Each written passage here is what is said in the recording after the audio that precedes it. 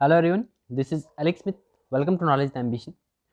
तो चंबा डिस्ट्रिक्ट की second video में आपका स्वागत है। चंबा डिस्ट्रिक्ट की सेकंड वीडियो है।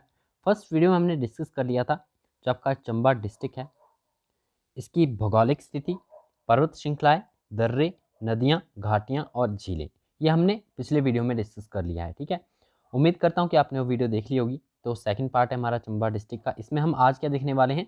आज देखने वाले हैं हिस्ट्री को। ठीक है, हिस्ट्री में हम मेनली बात करेंगे हिस्टोरिकल सोर्सेज की और यहाँ के इम्पॉर्टेंट राजाओं की। ठीक है, इनकी बात हम करेंगे। अब यहाँ पर हिस्टोरिकल सोर्सेज तो हैं, इनकी बात हम कर लेंगे। साथ ही में जो आपके राजा हैं चंबा डिस्ट्रिक्ट के, ठीक है, उन्हें हम दो फेजेस में पढ़ेंगे। ठीक है, आज का फेज़ मैं कोशिश करूँगा कि आज ही के सेशन में फर्स्ट फेज़ को कंप्लीट कर दूँ। ठीक है, दो फेजेस में हम किस प्रकार से पढ़ेंगे?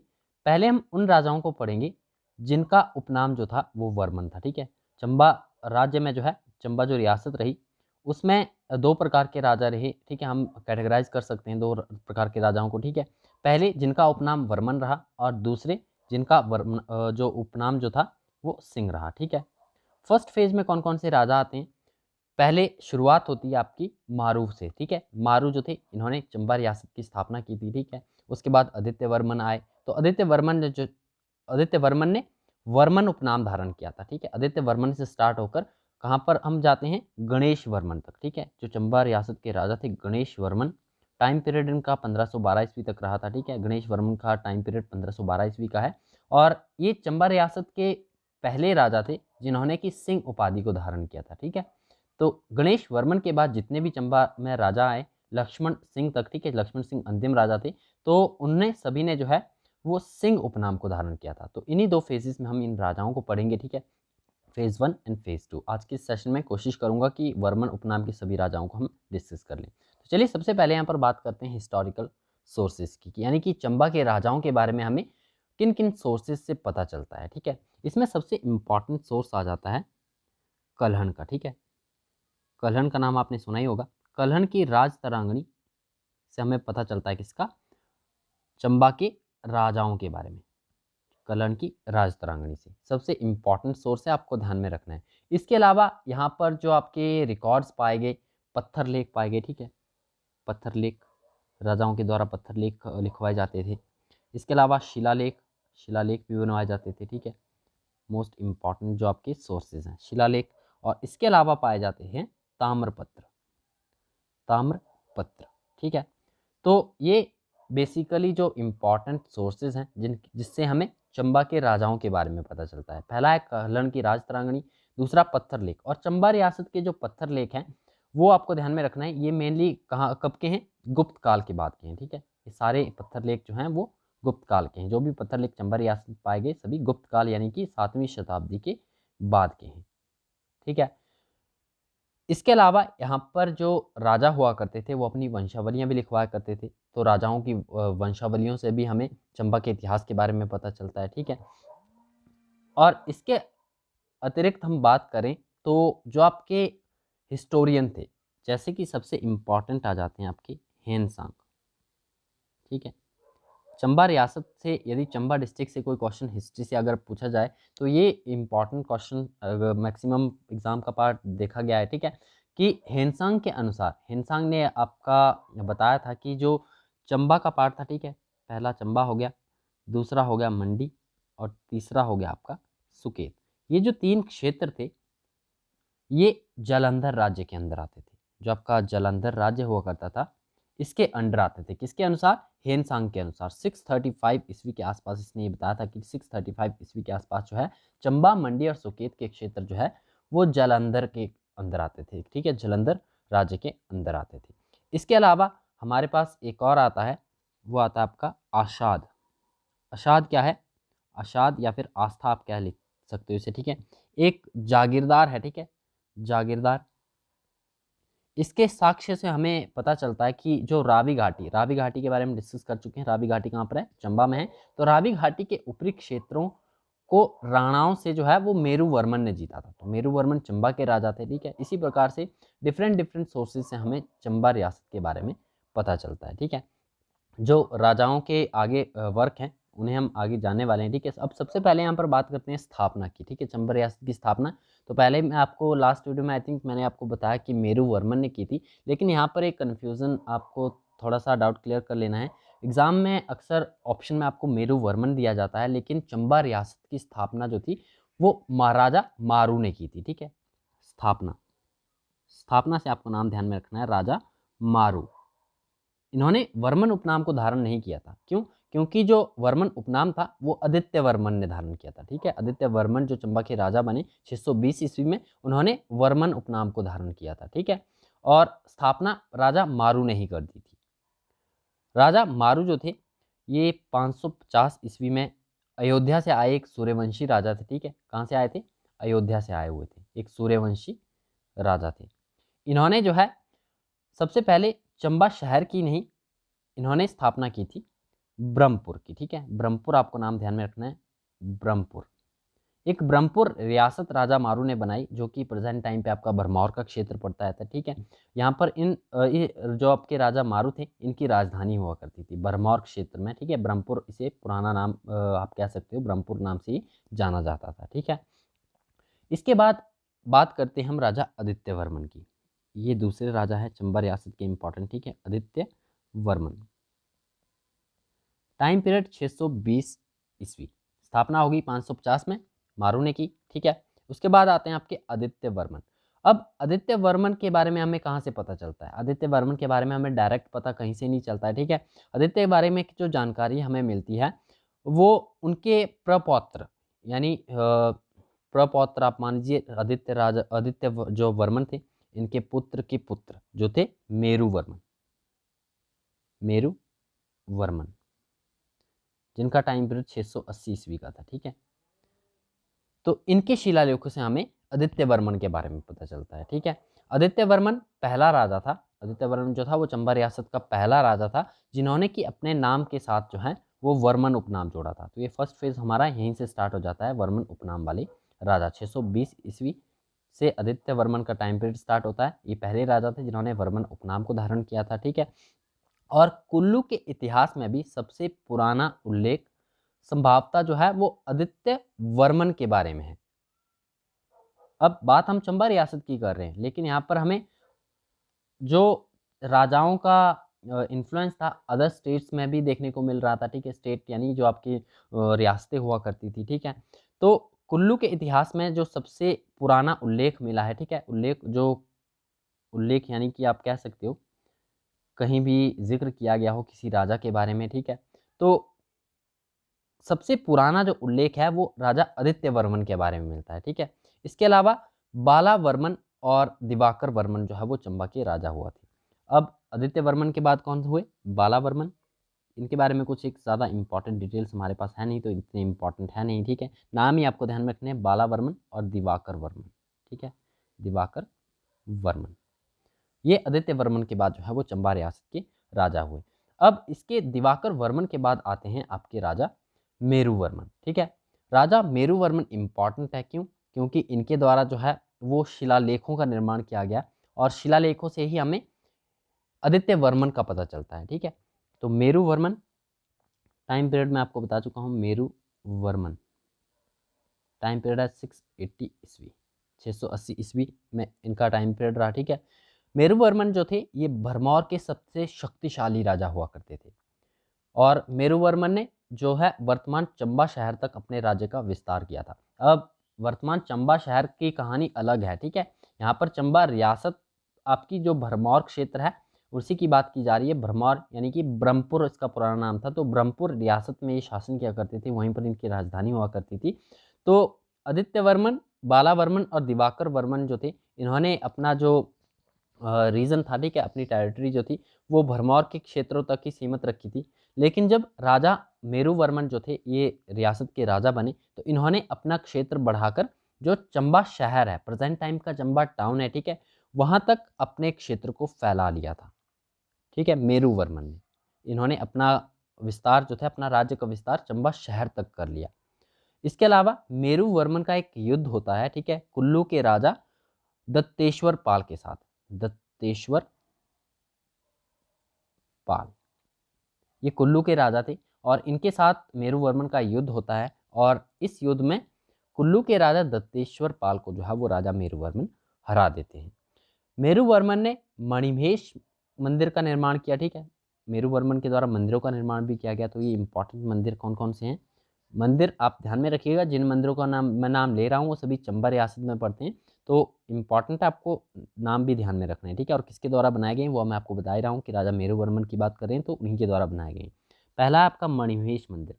मंदिर में हमने पहली वीडियो में डिस्कस किया कि मणिमहेश मंदिर आपका चंबा में, ठीक है। मणिमहेश मंदिर, ठीक है। इसके अलावा बात करें तो लक्षणा देवी टेम्पल, लक्षणा देवी टेम्पल, ठीक है। इसके अलावा चंबा में आपका गणेश मंदिर भी स्थित है, ठीक है। ये मेनली जो मंदिर है ये भरमौर रीजन में आते हैं, चंबा क्षेत्र के भरमौर रीजन में, ठीक है। तो गणेश मंदिर का निर्माण इनके द्वारा किया गया। नरसिंह मंदिर, और इसके साथ छतराड़ी का जो शक्ति देवी मंदिर है, ये मोस्ट इंपॉर्टेंट है, कई बार एग्जाम का पार्ट बन चुका है, ठीक है। छतराड़ी का शक्ति देवी टेम्पल, ठीक है, शक्ति देवी टेम्पल। तो इन सभी मंदिरों का निर्माण जो था वो राजा मेरुवर्मन के द्वारा किया गया था, ठीक है। और मेरुवर्मन के समय एक प्रसिद्ध शिल्पी हुआ करता था मेरुवर्मन के शासनकाल में, ठीक है। उसका नाम आपको ध्यान में रखना है, वो थे आपके गुग्गा शिल्पी, गुग्गा शिल्पी, ठीक है। तो गुग्गा शिल्पी आपको यदि पूछा जाए कि कौन सी रियासत से संबंधित है तो चंबा रियासत से संबंधित है। किस राजा के शासनकाल में ये प्रसिद्ध शिल्पी थे? तो राजा मेरुवर्मन 680 ईस्वी के शासनकाल में, ठीक है। और जो आपका आस्था आशाद, मैंने आपको बता दिया, एक गम नामक स्थान पर जो है आशाद नामक सामंती राजा के शिलालेख पाए गए जिसमें कि मेरुवर्मन का वर्णन मिलता है।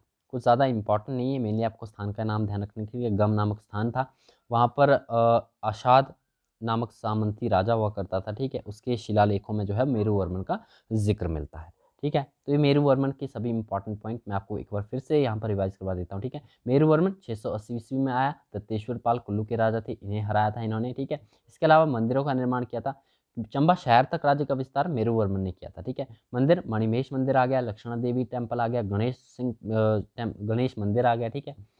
नरसिंह मंदिर आ गया, और छतराड़ी का शक्ति देवी टेम्पल मोस्ट इंपॉर्टेंट, इसका निर्माण भी मेरुवर्मन के द्वारा करवाया गया था। गुग्गा शिल्पी आपको ध्यान में रखना, चंबा रियासत का एक प्रसिद्ध शिल्पी था मेरुवर्मन के समय ही, ठीक है। और गम नामक स्थान पर जो है आशाद नामक सामंती राजा के शिलालेख पाए गए, ठीक है, जिसमें मेरुवर्मन का वर्णन मिलता है। नेक्स्ट राजा आते हैं आपके अजय वर्मन, ठीक है, अजय वर्मन। अब कुछ एक राजा इंपॉर्टेंट है, कुछ एक राजा हमारे लिए इंपॉर्टेंट नहीं, क्योंकि उनके बारे में कुछ एक ज़्यादा डिटेल्स हमारे पास अवेलेबल है नहीं। तो जितनी भी डिटेल्स हैं वो मैं आपको यहाँ पर बता दूंगा जो आपके एग्जाम के लिए इंपॉर्टेंट, ठीक है। अजय वर्मन 760 ईस्वी में आते हैं, ठीक है, 760 ईस्वी में। और चंबा रियासत में आपको मैं बता दूं कि चंबा का जो भरमौर रीजन है वहाँ पर मैक्सिमम जो कम्युनिटी पाई जाती है वो गद्दी जनजाति पाई जाती है, ठीक है। और यहाँ के गद्दियों के अनुसार अजय वर्मन के समय जो है अजय वर्मन जो थे, सॉरी, जो राजा अजय वर्मन थे वो दिल्ली से आकर भरमौर में बसे थे। यहाँ के जो आपके गद्दी कम्युनिटी के लोग हैं उनकी माने तो जो राजा अजय वर्मन चंबा रियासत के राजा हुआ करते थे वो दिल्ली से आकर भरमौर में बसे थे। तो यही इंपॉर्टेंट पॉइंट है, इनके बारे में आपको ध्यान में रखना है, ठीक है। इसके बाद आते हैं आपके इंपॉर्टेंट लक्ष्मी वर्मन, ठीक है, लक्ष्मी वर्मन 800 ईस्वी में इनका शासनकाल रहा, ठीक है, 800 ईस्वी में। लक्ष्मी वर्मन के समय जो है वो चंबा रियासत में हैजा महामारी फैल गई थी, ठीक है। तो यदि आपसे पूछा जाए कि चंबा रियासत के किस राजा के शासनकाल में हैजा की बीमारी फैली थी जिससे बहुत लोग मारे गए थे, तो हैजा की बीमारी जो थी वो लक्ष्मी वर्मन के समय में फैली थी, ठीक है। और इसी समय जो है वो किरातों ने, किरात जो कि तिब्बत क्षेत्र से आए हुए थे, इन्होंने चंबा पर आक्रमण किया था और राजा को मार दिया था और राज्य पर अपना अधिकार स्थापित कर लिया था, ठीक है। तो लक्ष्मी वर्मन की मृत्यु किस प्रकार से हुई? लक्ष्मी वर्मन जो चंबा के राजा हुआ करते थे 800 ईस्वी में, ठीक है, इनकी मृत्यु कहाँ कैसे हुई? तो जो आपके तिब्बत क्षेत्र के लोग थे, मेनली किरात उन्हें कहा जाता था, ठीक है, Kirat, wait a minute, Kirat, किरातों ने जो है वो चंबा रियासत पर आक्रमण किया, ठीक है। जो आपकी चंबा रियासत यानी कि ब्रह्मपुर रियासत जो हुआ करती थी, अभी चंबा मेन टाउन में हम पहुंचे नहीं हैं, अभी हम भरमौर क्षेत्र में ही हैं, ठीक है। तो किरातों ने ब्रह्मपुर क्षेत्र पर आक्रमण किया और लक्ष्मी वर्मन को मार दिया, ठीक है। और उसके बाद जो है अब चंबा रियासत में कोई राजा नहीं है, ठीक है। और इस स्थिति का फायदा उठाकर जो है कुल्लू के शरणार्थी राजा जरेश्वर पाल, जो आपके जरेश्वर पाल, आपको नाम ध्यान में रखना है, जरेश्वर पाल, इन्होंने जो है वो बुशर रियासत की सहायता से स्वयं को स्वतंत्र करवा लिया था। अब कुल्लू रियासत जो थी वो, उसका जो रीजन था जरेश्वर पाल के अंडर जो रीजन आता था, ठीक है, वो स्वतंत्र नहीं था, वो चंबा रियासत के राजाओं के अंतर्गत आता था, ठीक है। अब चंबा रियासत के राजा लक्ष्मी वर्मन की तो मृत्यु हो चुकी, ठीक है। किरातों ने, जो तिब्बत से आए हुए लोग थे, उन्होंने आक्रमण किया ब्रह्मपुर रियासत पर और लक्ष्मी वर्मन को मार दिया। तो इस स्थिति का फायदा उठाकर जो कुल्लू के शरणार्थी राजा थे जरेश्वर पाल, इन्होंने क्या किया, इन्होंने बुशर रियासत की सहायता से स्वयं को स्वतंत्र कर लिया, ठीक है। नेक्स्ट इंपॉर्टेंट राजा आते हैं आपके मूसान वर्मन। तो मूसान वर्मन, इनकी कहानी बहुत इंटरेस्टिंग है, यदि आपने पढ़ी होगी तो, ठीक है। मूसान वर्मन, टाइम पीरियड रहा इनका 820 ईस्वी का। अब लक्ष्मी वर्मन की मृत्यु हो चुकी है, किरातों ने उन्हें मार दिया, ठीक है। तो उसके बाद आते हैं राजा मूसान वर्मन। अब लक्ष्मी वर्मन की मृत्यु के बाद रानी ने राज्य से भागकर एक गुफा में पुत्र को जन्म दिया, ठीक है। अब लक्ष्मी वर्मन की तो मृत्यु हो चुकी है, ठीक है। 800 ईस्वी में ये राजा रहे, किरातों ने हमला किया, तिब्बत से आए हुए किरात थे, ठीक है, उन्होंने हमला किया, लक्ष्मी वर्मन की मृत्यु होगी। तो लक्ष्मी वर्मन की जो रानी थी वो रियासत से भाग गई और उन्होंने भागकर एक गुफा में किसे जन्म दिया, मूसान वर्मन को जन्म दिया, एक पुत्र को जन्म दिया। अभी तक इसका नामकरण किया नहीं गया, ठीक है। अब रानी लक्ष्मी वर्मन की रानी ने एक पुत्र को जन्म दिया, ठीक है। तो जन्म के बाद जो है ये अपने पुत्र को उस गुफा में ही छोड़ आई, ठीक है। रानी आगे बढ़ गई और अपने पुत्र को उस गुफा में ही छोड़ गई। लेकिन वजीर और पुरोहित रानी की सच्चाई जानने के बाद जो है वो गुफा में लौटे। तो वहाँ पर उन्होंने क्या देखा कि बहुत सारे चूहे जो है वो मिलकर उस बच्चे की रक्षा कर रहे हैं। अब कहानी कितनी सच्ची है कितनी झूठी है ये तो हम नहीं कह सकते, लेकिन स्टोरी आपकी कुछ इसी प्रकार से मिलती है, ठीक है। कि जब रानी ने पुत्र को जन्म दिया वो गुफा में छोड़कर चली गई, ठीक है। और जब वहाँ के चंबा रियासत के वजीर और पुरोहित रानी को इस रानी के बारे में ये सब कुछ पता चला कि वो पुत्र को गुफा में छोड़ाई, जब वो गुफा में पहुंचे तो उन्होंने देखा कि वहाँ पर बहुत सारे चूहे मिलकर जो है वो उस बच्चे की रक्षा कर रहे हैं। और यहीं से राजा का नाम जो है वो मूसान वर्मन रखा गया था, ठीक है। रानी और मूसान वर्मन जो है सुकेत के राजा के पास रहे उसके बाद, ठीक है। अब रानी जो थी और वजीर के साथ मिलकर गुफा में गए, पुत्र को ले आए। उसके बाद वो सुकेत रियासत के राजा थे, ठीक है, जो सुकेत रियासत के राजा थे उनके पास रहे दोनों, रानी भी और मूसान वर्मन भी। सुकेत के राजा ने अपनी बेटी का विवाह जो है वो मूसान वर्मन से कर दिया और उसे पंगाणा की जागीर दहेज में दे दी थी, ठीक है। सुकेत के राजा थे, उन्होंने अपनी पुत्री का विवाह मूसान वर्मन से करवा दिया और पंगाणा की जागीर जो है मूसान वर्मन को दहेज में दे दी। अब मूसान वर्मन ने जो है सुकेत की सेना के साथ ब्रह्मपुर पर पुनः अधिकार कर लिया। मूसान वर्मन ने अपने शासनकाल में चूहे मारने पर प्रतिबंध लगा दिया था। तो एग्जाम का एक इम्पॉर्टेंट पॉइंट है, पूछा गया है एग्जाम में कि चंबा के किस राजा ने अपने शासनकाल में जो है वो चूहों को मारने पर प्रतिबंध लगाया था, तो वो आपके मूसान वर्मन थे। इनकी कहानी चूहों से जुड़ी हुई थी तो इन्होंने प्रतिबंध लगा दिया था, ठीक है। अब नेक्स्ट, अब हम अपने चंबा टाउन में आ जाते हैं, ठीक है, साहिल वर्मन पे। साहिल वर्मन मोस्ट इंपॉर्टेंट राजा रहे हैं, ठीक है, चंबा रियासत के। साहिल वर्मन का टाइम पीरियड रहा 920 ईस्वी का, ठीक है। 920 ईस्वी में चंबा के राजा बने, ठीक है। साहिल वर्मन ने क्या किया, सबसे पहले तो अब जो अजय वर्मन थे, ठीक है, अजय वर्मन के बाद लक्ष्मी वर्मन आए, उसके बाद मूसान वर्मन आए, ठीक है।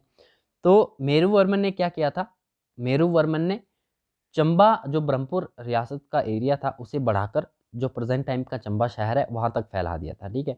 उसके बाद जब साहिल वर्मन जो है वो शासनकाल में आए, ठीक है, गद्दी पर बैठे, तो इन्होंने सबसे पहले क्या किया, इन्होंने 920 ईस्वी में ही चंबा शहर की स्थापना कर दी। चंबा शहर जो कि अभी प्रेजेंट टाइम का चंबा टाउन है, ये इसकी स्थापना कर दी राजा साहिल वर्मन ने। और राजा साहिल वर्मन के 10 पुत्र थे और एक पुत्री थी जिसका नाम था चंपावती। तो इसी चंपावती के नाम पर जो है राजा साहिल वर्मन ने इस शहर का नाम चंबा रखा था, ठीक है। अब राजधानी जो थी वो ब्रह्मपुर में पहले हुआ करती थी। अब साहिल वर्मन ने चंबा शहर की स्थापना की तो अपनी राजधानी को चंबा में ले आए, ठीक है। साहिल वर्मन की पत्नी रानी नैना देवी थी। नैना देवी, सुनैना देवी भी इन्हें कहीं पर देखा जाता है, ठीक है। सुनैना देवी भी आपको पढ़ने को मिल जाएगा। नैना देवी इनका नाम था, ठीक है।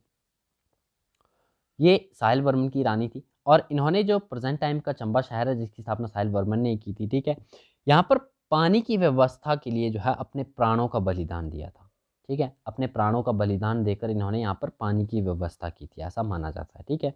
तब से लेकर अब तक जो है वो रानी नैना देवी की याद में यहाँ पर प्रतिवर्ष सूही मेला लगता है, ठीक है। सूही मेला मोस्ट इंपॉर्टेंट है, पूछा जाता है कि कौन से डिस्ट्रिक्ट से ये आपका एसोसिएटेड है सूही मेला, तो चंबा डिस्ट्रिक्ट से है। किसकी याद में मनाया जाता है? रानी नैना देवी की याद में, ठीक है। प्रतिवर्ष ये मेला लगता है, अभी भी लगता है, ठीक है। ये आपका प्रसिद्ध बच्चों और महिलाओं का मेला है, ठीक है। केवल बच्चों और महिलाओं का ही ये मेला है, ठीक है। एग्जाम में इस प्रकार से भी पूछा गया था कि ऐसा कौन सा मेला है जो कि केवल बच्चों और महिलाओं के लिए प्रसिद्ध है, तो चंबा का सूही मेला, ठीक है। इसके अलावा राजा साहिल वर्मन ने जो है, जो चंबा टाउन में आपका स्थित है लक्ष्मी नारायण टेम्पल, ठीक है। लक्ष्मी नारायण टेम्पल, ये मंदिरों का समूह है, आपने देखा होगा, ठीक है, तस्वीरों में, या फिर आप चंबा डिस्ट्रिक्ट से बिलोंग करते हो तो वहाँ पर लक्ष्मी नारायण टेम्पल आपने ज़रूर विजिट किया होगा। तो इस लक्ष्मी नारायण टेम्पल का जो है वो साहिल वर्मन ने बनवाया था, ठीक है। इसके अलावा चंद्रशेखर मंदिर का निर्माण कराया था, ठीक है। चंद्रशेखर, जो कि चंबा क्षेत्र से कुछ एक दूरी पर आपका साहू नामक का क्षेत्र पड़ता है, ठीक है, जगह पड़ती है, वहाँ पर आपका स्थित है। इसके अलावा चंद्रगुप्त और कामेश्वर मंदिर का निर्माण भी करवाया था। ये कुछ खास इंपॉर्टेंट है नहीं, तो आप नाम याद रखिए, चंद्रगुप्त और कामेश्वर मंदिर का निर्माण भी साहिल वर्मन ने करवाया था, ठीक है। अब साहिल वर्मन का पुत्र जो था, इसका नाम था युगांकर वर्मन। युगांकर वर्मन, जो आगे चलकर चंबा रियासत का राजा बनेगा, ठीक है। ये साहिल वर्मन का ही पुत्र था, ठीक है। ये सबसे बड़ा पुत्र था साहिल वर्मन का। और इसके अलावा इंपॉर्टेंट डिटेल साहिल वर्मन से आपको क्या ध्यान में रखनी है कि साहिल वर्मन ने जो है अपने कार्यकाल में एक तांबे की मुद्रा चलवाई थी जिसका नाम है चकली। तो यदि आपसे पूछे जाए कि चकली मुद्रा का संबंध किससे है, तो चकली मुद्रा का संबंध जो है वो चंबा रियासत से था, ठीक है। इसे जो है वो साहिल वर्मन ने अपने कार्यकाल में चलाई थी। ये तांबे की मुद्रा थी, तांबे की मुद्रा। क्वेश्चन आपसे किसी भी फॉर्म में पूछा जा सकता है कि चकली जो है वो किस प्रकार की मुद्रा थी, तांबे की थी, ठीक है, लोहे की थी, सोने की थी, तो आपको ध्यान में रखना तांबे की मुद्रा थी और साहिल वर्मन ने इसे चलवाया था। साहिल वर्मन के बारे में जानकारी हमें सोमवर्मन और अस्तु वर्मन के ताम्र लेखों से मिलती है। तो सोमवर्मन हो गए और अस्तुवर्मन हो गए, इनके जो ताम्र पत्र लेख थे इनसे हमें साहिल वर्मन के बारे में पता चलता है, ठीक है। और एक इम्पॉर्टेंट डिटेल साहिल वर्मन के बारे में, योगी चरपटनाथ का नाम आपने सुना होगा, ठीक है। योगी चरपटनाथ, माना जाता था कि ये साहिल वर्मन के गुरु थे, ठीक है। योगी गुरु योगी चरपटनाथ साहिल वर्मन के गुरु थे। और 84 साधुओं के वरदान से राजा साहिल वर्मन को भरमौर में 10 पुत्रों और एक पुत्री की प्राप्ति हुई थी, ठीक है। 10 पुत्र प्राप्त हुए थे और एक पुत्री प्राप्त हुई थी, जिसमें से जिस पुत्री का नाम जो था वो चंपावती था, ठीक है। इन साधुओं का नेता जो था वो योगी चरपटनाथ ही था। साहिल वर्मन को कीर और तुरुष्कों के दलों को हिमाचल प्रदेश से खदेड़ने का श्रेय दिया जाता है। मोस्ट इंपॉर्टेंट पॉइंट, ठीक है। कीर और तुरुष्कों को हिमाचल प्रदेश से खदेड़ने का श्रेय किसे जाता है, तो चंबा रियासत के साहिल वर्मन को दिया जाता है, ठीक है। चीर व तुरुष्क, ये मेनली आपके दल हुआ करते थे, ठीक है। तो चीर नहीं, कीर तुरुष्कों को हिमाचल प्रदेश खदेड़ने का श्रेय जो है वो साहिल वर्मन को दिया जाता है। और भरमौर से चंबा राजधानी बदलने का सुझाव जो है वो राजा साहिल वर्मन को योगी चरपटनाथ ने ही दिया था। तो इस वीडियो को यहीं पर हम समाप्त करते हैं, ठीक है। फर्स्ट फेज हमारा कंप्लीट नहीं हुआ। इसके बाद जो साहिल वर्मन के पुत्र है युगांकर वर्मन, उसके बाद साहल वर्मन आते हैं, जसाटा वर्मन आते हैं, उदय वर्मन, ललित वर्मन, विजय वर्मन, और नेक्स्ट आते हैं आपके गणेश वर्मन। फर्स्ट फेज आपका गणेश वर्मन पे स्टॉप हो जाएगा, ठीक है। इसे हम नेक्स्ट सेशन में डिस्कस करेंगे, ठीक है। तब तक के लिए वीडियो को यहीं समाप्त करते हैं। वीडियो अगर आपको पसंद आए तो वीडियो को लाइक जरूर करें, और यदि आप चैनल पर पहली बार चैनल को सब्सक्राइब भी जरूर कर लें, ठीक है। मिलते हैं नेक्स्ट वीडियो में। Thanks for watching.